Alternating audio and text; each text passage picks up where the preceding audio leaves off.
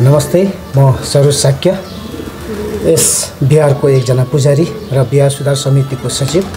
यहाँ श्रीपञ्चमीको दिनदेखि चाहिँ जात्रा सुरु हुन्छ। श्रीपञ्चमीको दिनमा हाम्रो चापूजा हुन्छ भने त्यसपछि पिपूजा हुन्छ। पिपूजापछि यो परेवाको दिन एक दिन अगाडि हाम्रो यहाँ बौवाउने भनेर चाहिँ बलि पूजा पनि भनिन्छ। पर्वतीय भाषामा बलि पूजा पनि भनिन्छ।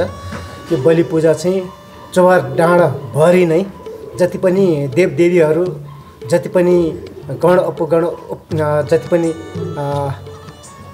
राक्षस जति पनि छन् उहाँहरूलाई चाहिँ सन्तुष्ट र आह्वान गर्ने भन्ने हिसाबले चाहिँ यहाँ बलि पूजा गरिन्छ।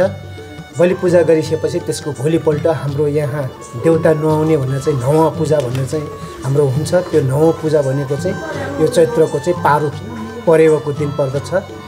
यो परेवाको दिन पर्दछ। यो नौवा पूजालाई कसरी पनि लिन्छ भन्ने यो हाम्रो हुन त सांस्कृतिक धार्मिक रूपमा हो, तर पनि यसलाई चाहिँ वैज्ञानिक रूपमा पनि लिन सकिन्छ।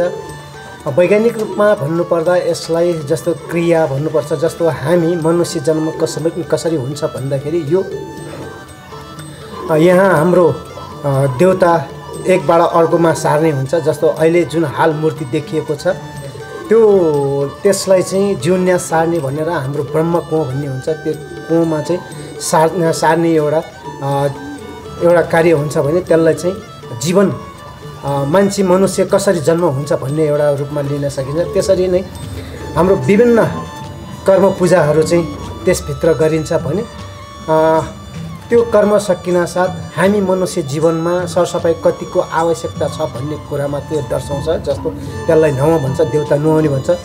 त्यो नुहाउने कार्य चाहिँ हामीले गर्छौँ भने त्यसको कार्य सकिसकेपछि त्यसैमा फेरि हाम्रो जति सम्झिन सक्ने स्मरण शक्तिहरू छन् त्यसमा चाहिँ स्मरण शक्ति चाहिँ कसरी बढ्छ भन्ने कुरा पनि हाम्रो यस देउता नुहाउन साथै चाहिँ यहाँ हाम्रो एउटा कुओ भन्ने हुन्छ। जस्तो पिठोलाई चाहिँ